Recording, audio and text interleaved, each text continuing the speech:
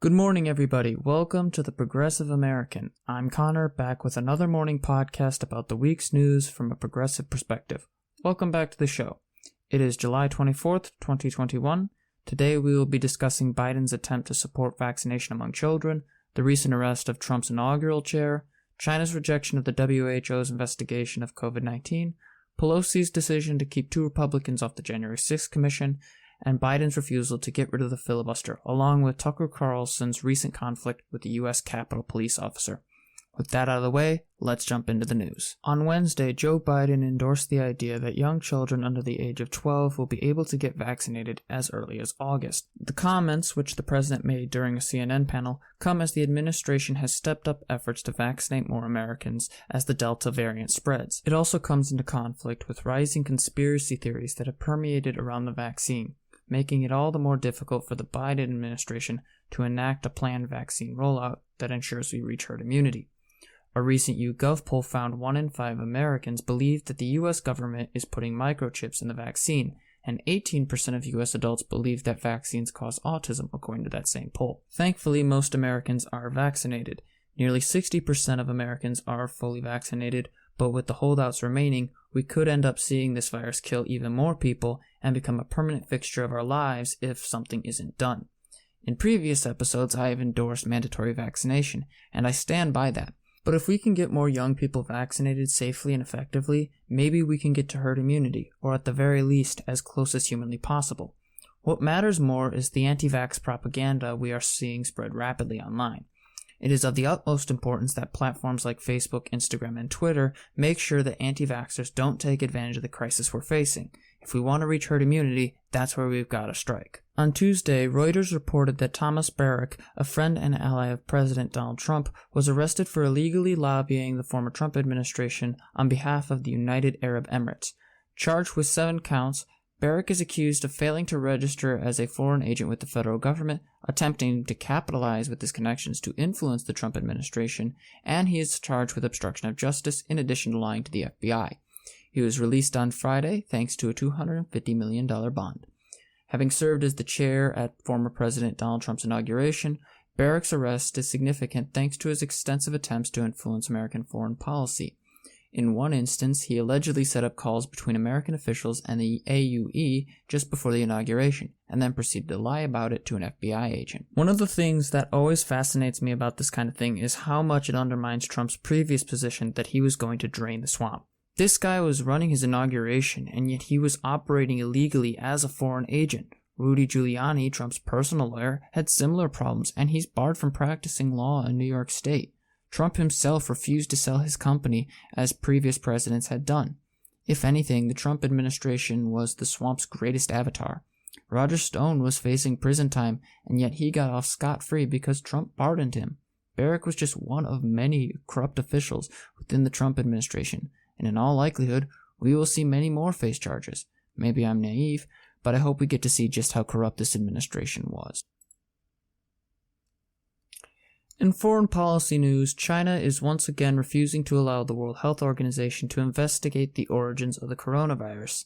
The WHO was planning on establishing the second phase of their investigation, but the Vice Minister of the National Health Commission denounced the idea, saying, "It is impossible for us to accept such an origin tracing plan," unquote. In response, U.S. Press Secretary Jen Psaki argued that China was not living up to its expectations in the global effort to deal with COVID-19. While I'm not inclined to engage in China baiting, it is worth noting the lackluster element of transparency from its leadership. We don't have to endorse this idea of an intentional bioweapon to acknowledge this point.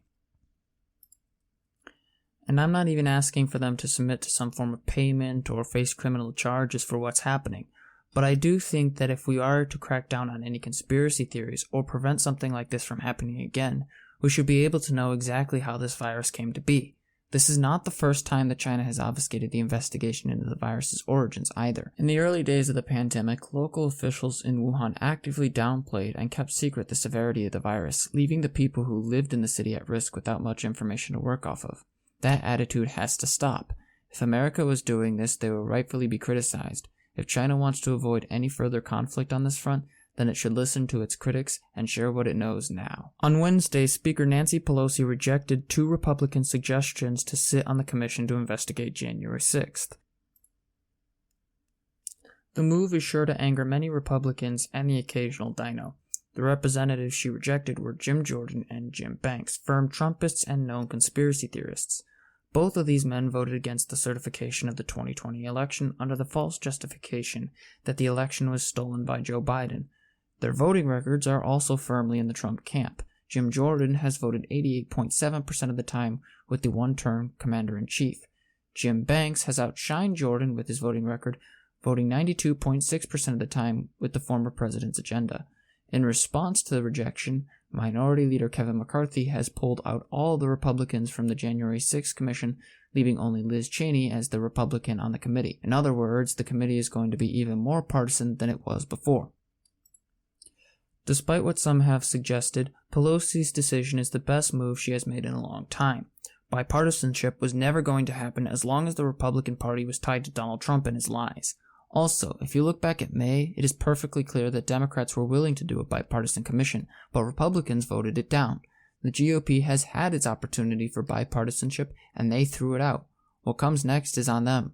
It's not that hard to see why Republicans are doing this as well, because if they can say that the Democrats are trying to smear them with a partisan commission that had little to no Republicans on it, they can use that as a weapon in the next election. But the truth is, they're the ones who started this. They're the ones that don't want to investigate how their previous administration nearly screwed the country.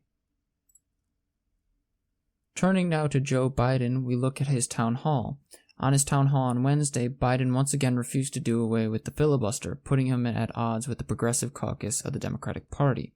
During said town hall, Biden said that removing the filibuster would result in chaos. He conceded that it had been abused, but the danger of removing it would undermine the Senate's stability.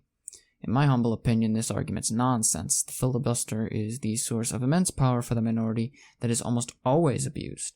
Republicans are currently filibustering Biden's infrastructure bill, the For the People Act, an investigation into the riot on January 6th, and much more. It's nothing more than a tool of Republican obstructionism. And Democrats face a Republican backlash in 2022, so the idea that we should hold back now is absurd. We have to fight right here and now. We had a massive amount of turnout in 2020 precisely because the people wanted a party that would fight for what it believes in, rather than holding back while the other party plays games. It's time Democrats operated like an actual political party, rather than just a waiting period for the next Republican administration. We have to do something. Speaking of Republican obstructionism, we now turn to Tucker Carlson. The host is in a bit of hot water over recent comments he made on his show about Harry Dunn, an officer who defended the Capitol from rioters on January 6th. Dunn, who is scheduled to testify to the January 6th Commission, has previously reported that he was called the N-word multiple times by the rioters who he fought. During his segment, Carlson said, quote, Dunn will pretend to speak for the country's law enforcement community, but it turns out Dunn has very little in common with your average cop. Dunn is an angry left-wing political activist, end quote. In response, Dunn's lawyers responded, Our client has served 13 years in law enforcement and on January 6, 2021, fought against an insurrectionist violent crowd, no doubt many of them Carlson supporters, to protect the lives of our elected officials, including Vice President Mike Pence, end quote. Now, I've had my share of shots at Carlson, but this is just asinine. Here's a man who put his life on the line for the good of our republic, and Carlson, of course, denigrates him.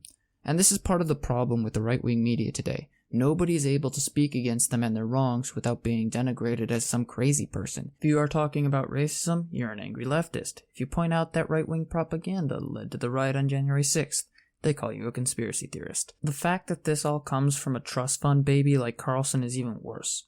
All I will say is that right-wing media will probably try to fight back against the information that will come out of this commission, and Carlson is just the first of many ugly segments. That's all for this week's episode. Thank you all for joining me. If you enjoyed the episode, feel free to share it on Twitter and any other social media that you want.